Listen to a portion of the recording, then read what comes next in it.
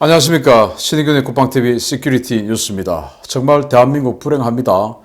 북한 미사일 쐈죠. 그 미사일 쏜 거에 대해서 대한민국 대통령은 거기에 대해서 이런 방구도 없이 뭐 잘 지내자 이런 소리만 행사장 가서 하는 이 나라다 보니까 미국이 대한민국 완전히 패싱하고 일본하고만 북한 미사일에 대해서 일본 잘 지켜주겠다 걱정하지 마라 이런 이야기 하는 상황이 되어버렸습니다.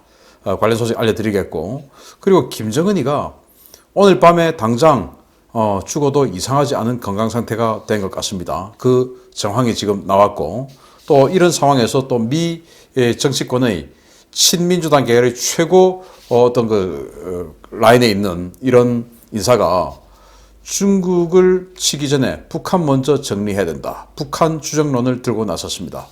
보겠습니다. 북한이 1월 5일 미사일 도발을 실시한 직후에 가장 긴밀하게 공조해야 할 한미동맹은 가동되지 않았습니다. 미국이 북한의 미사일 발사 직후 일본과 관련 문제를 논의하고 한국은 패싱했다는 충격적인 소식입니다. 북한이 1월 5일 오전 8시 미사일을 발사하자마자 토니 블링컨 미 국무장관이 하야시 요시마사 일본 외무상에게 전화를 걸어 관련 문제를 35분간 논의했다고 미국과 일본 양측 외교당국이 보도했습니다. 미 국무부는 현지 시각 1월 5일 내보낸 보도자료에서 블링컨 장관이 북한의 탄도미사일 발사를 규탄하고 일본에 대한 미국의 방위 공약은 철통 같다고 강조했다 라며 두 장관은 한반도의 완전한 비핵화와 항구적 평화를 위한 협력을 논의했다 라고 밝혔습니다. 일본 역시 두 장관이 북한의 미사일 발사를 규탄하며 이 문제의 심각성에 대한 의견을 교환했으며 북한의 미사일 발사와 관련한 미국의 대일 방위 공약을 재확인했다 라고 밝혔습니다. 놀라운 것은 미국과 일본의 논의와 발표 자료 그 어디에도 대한민국 또는 리퍼블릭 오브 코리아 또는 사우스 코리아라는 단어가 단 한 번도 언급되지 않았다는 것인데요.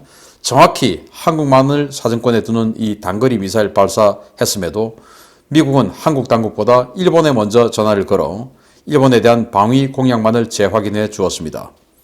이런 상황에서 미국은 그동안 공석이었던 주일 미국 대사에 람 이메뉴얼 전 백악관 비서실장을 주일 미국 대사로 임명해서 이번 주 부임 일정을 발표했는데요. 이제 후보 하마평까지 사라진 주한 미국 대사의 빈자리를 보며 한미동맹의 와해, 한국의 외교적 고립이 얼마나 심화됐는지가 보이고 있습니다. 참 안타까운데요. 북한이 미사일 쐈고 그 미사일 사거리 해봐야 500에서 700km. 북한은 700km라고 주장하지만 탐지된 건 한 500km 정도.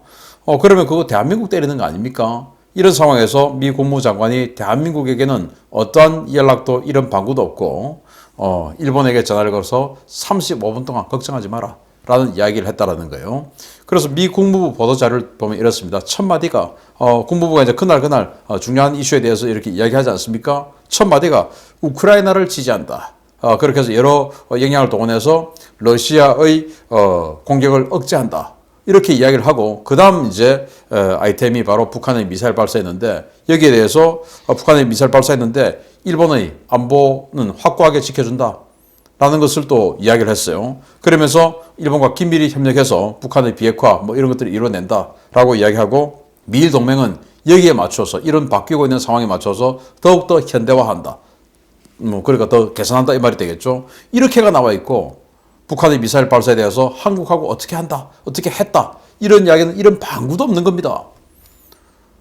정말 참 불행한 일이 아닐 수가 없는데, 이런 상황에서 우리 대통령은 철도 연결 행사장에 가가지고 이런 큰 행사, 정말 중요한 일이 있는 이날 북한이 미사일 발사를 했다고 한 것은 정말 유감스럽다, 이래서는 안 된다 라는 말 한마디라도 했습니까? 안 했죠.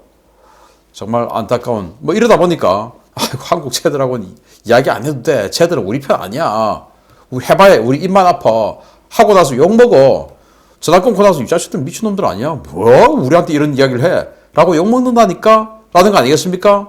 정말 기가 찬 상황이 됐는데, 그러다 보니까 주한 미국 대사가 지금 공석이죠. 대사 대리가 있는 상황인데, 전에는 빈센트 브룩스 전 한미연합 사령관을 임명한다, 그럴 공산이 크다라는 하마평까지 나왔는데, 이제는 하마평조차도 없는데 일본 대사 드디어 임명을 했는데 정말 어마어마한 중량급 인사를 임명했어요.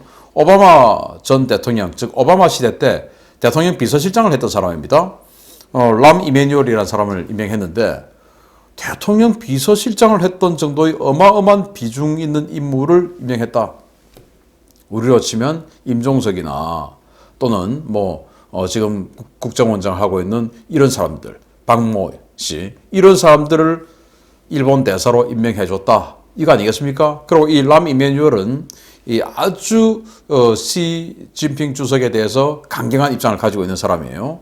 그래서 미국의 대중국 정책이 어떻게 될 건가를 좀 엿볼 수 있는 내용인데, 아무튼 이렇게 일본에는 아주 중량급 인사를 대사로 임명을 하면서 한국은 그냥 놔둬라. 정권 어떻게 되는지 보고 하자. 보고. 랄 정도로 지금 한국은 완전히 뒷전으로 밀려있는 이 상황. 이거 누구 때문입니까? 지도자 때문입니다. 지도자 반드시 정상화 시켜야 됩니다. 두 번째입니다. 바이든 행정부 초기 중국 공산당 전체가 아니라 시진핑 하나만 공격 대상으로 삼아야 한다며 바이든 정부의 대외 전략 가이드라인을 제시했던 민주당의 싱크탱크 애틀랜틱 카운슬에서 놀라운 보고서가 나왔습니다. 이 보고서에서 미국의 미래 주적은 다름 아닌 북한이었습니다. 올해 초에 발표될 예정인 미국의 새로운 국가 방위 전략 NDS는 북한에 대한 억제에 초점을 두어야 한다고 미 싱크탱크 애틀랜틱 카운슬이 현지 시각 1월 5일 새로운 관련 보고서를 발표했습니다. 애틀랜틱 카운슬은 바이든 행정부의 새 NDS, 즉 국가 방위 전략에 대한 제안을 담은 2점 활용 미국의 차기 국가 방위 전략에 대한 비전이라는 제목하의 보고서 화상 발간 토론회를 개최하고 미국의 대외 전략에서 북한 문제가 얼마나 중요한지를 강조했습니다. 토론회에 참석한 데이비드 페트라우스 전 미 중앙정보국장, 즉 CIA 국장은 새 NDS는 변화보다는 연속성이 크고 중국이 주된 대상으로 다뤄지겠지만 북한에 대한 내용도 중요하게 다뤄질 것이다 라며 북한의 위협에 대해 보다 진지하고 강화된 접근이 필요하다고 지적했습니다.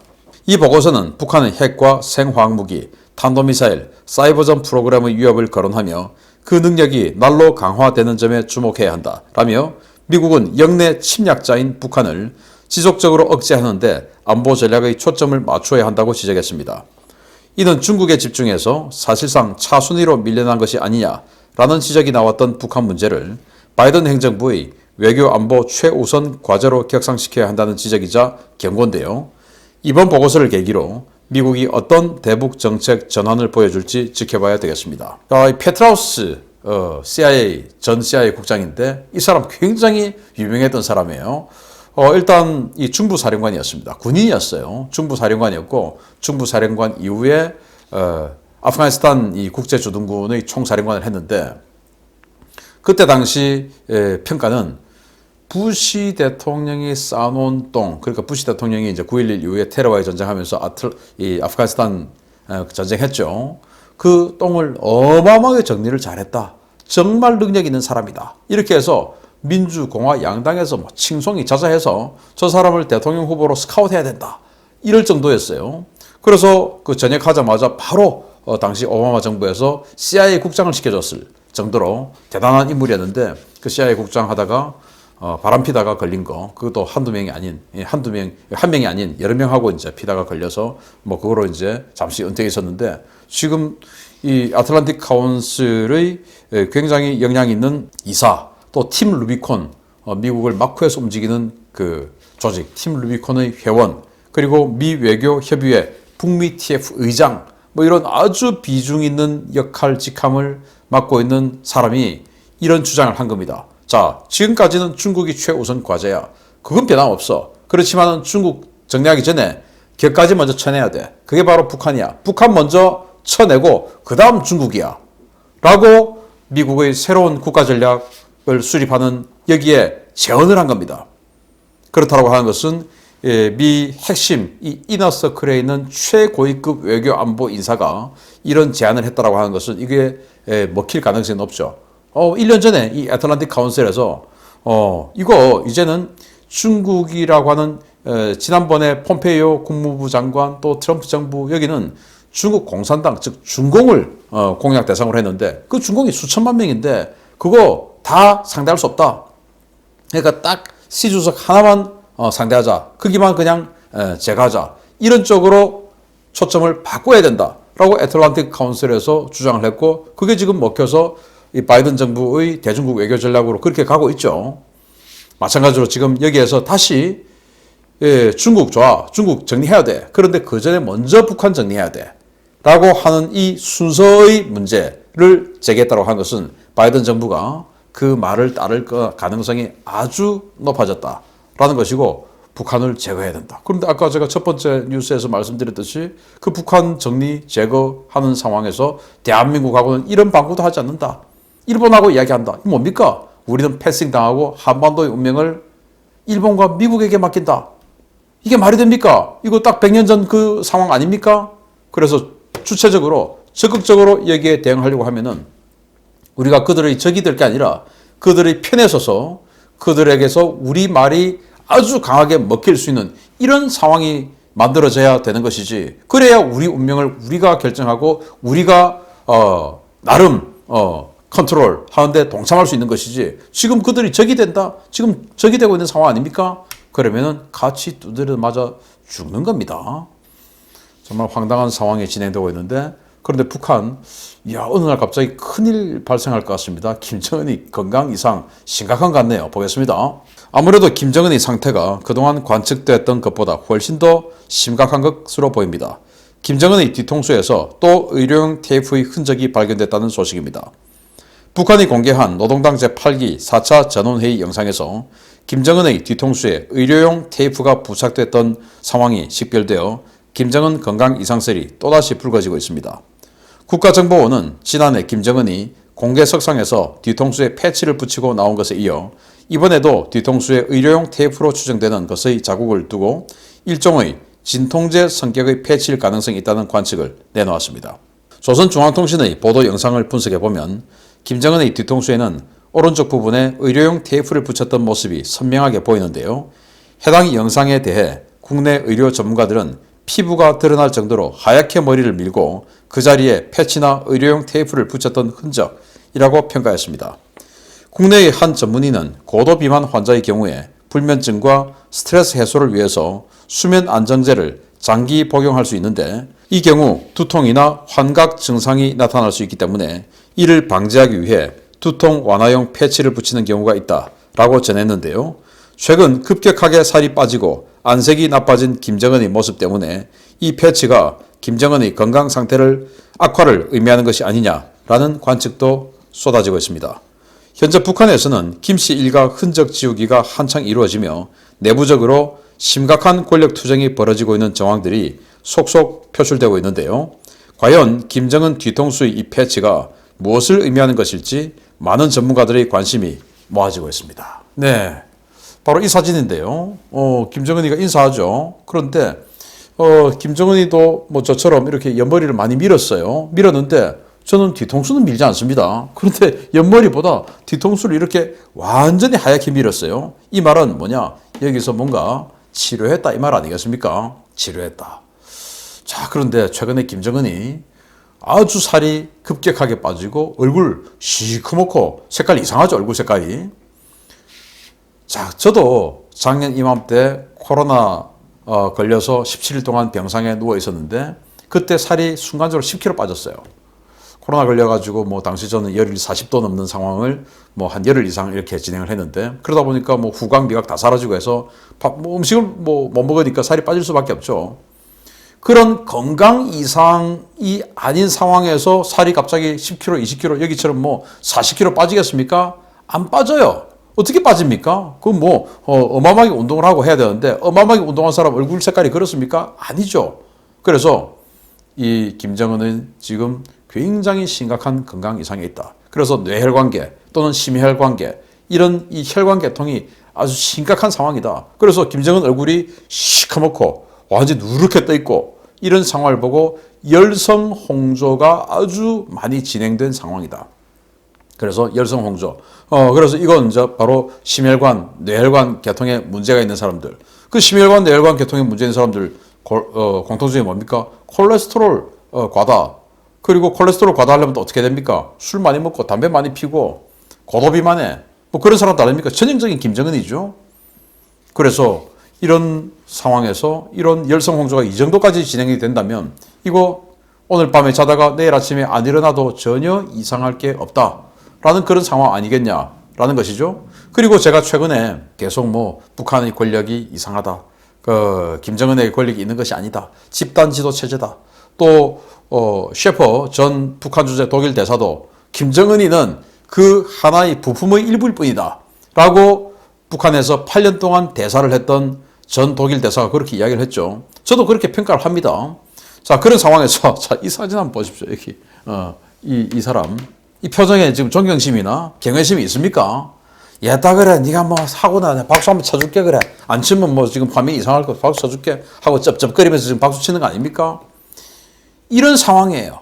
그래서 김정은은 지금 완전히 외톨이 그리고 공중에 붕 떠 있고 자기 밑에는 기초 기반 아무것도 없는 그걸 뭐라고 합니까? 사상 누각이라고 하죠. 모래 위에 누각을 지어놓고 이 언제 모래가 쓸려갈지 모르는 이 상황.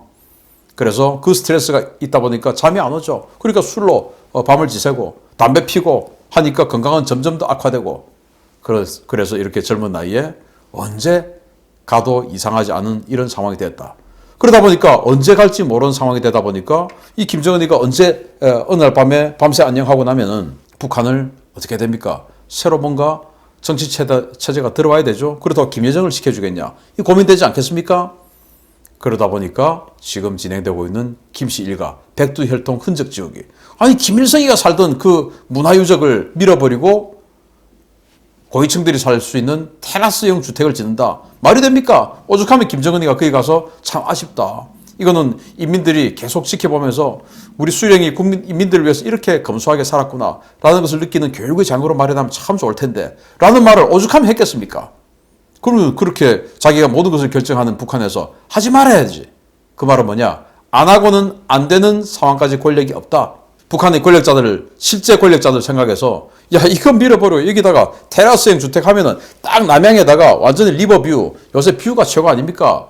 바다뷰, 강뷰 뭐 이 뷰가 최고 아닙니까? 그래서 남양에다가 리버뷰 서울로 치면 한남동이죠. 딱 이거 한남동이네. 이거 우리 여기다가 완전히 그냥 층층이해서 완전히 영구 조망권 확보하자. 그러니까 그러려면 이거 뭐 김일성 집 이거 밀어버려야 되겠네. 이거 너무 면적 크잖아. 그렇게 해서 밀림을 당할 정도로 아주 권력이 사라진 이런 김정은. 이제 정말 북한은 며칠 있으면 큰 변화가 옵니다. 이 변화를 우리는 대비해야 되는데 그 대비해서 우리의 국력, 우리의 이익 지켜내려면 결국은 세계 최강대국의 미국의 편에 서 있어서 미국에게 우리의 이익을 적극적으로 설파하고 자 우리에게 이렇게 권한을 주고 이 정도로 우리가 전부 다 통제할 수 있는 권한을 준다면 우리가 바로 니들의 대중국 패권 경쟁의 선봉에 서주겠다라고 믿음을 줘야 되죠. 그래야 북한이 급변 사태가 발생했을 때 북한에 대한 통제권은 우리가 다 고스란히 가져올 수 있지 않겠습니까? 그런데 미국 입장에서 얘들한테 다 주면 이게 북한, 이 중국의 대중국 선봉이 되는 게 아니라 중국의 완벽한 방파제가 돼버리겠다라고 생각이 되면 우리에게 통제권 주겠습니까? 나눠 먹겠죠. 정말 잘 뽑아야 됩니다. 정신 바짝 차려야 됩니다. 마치겠습니다. 감사합니다.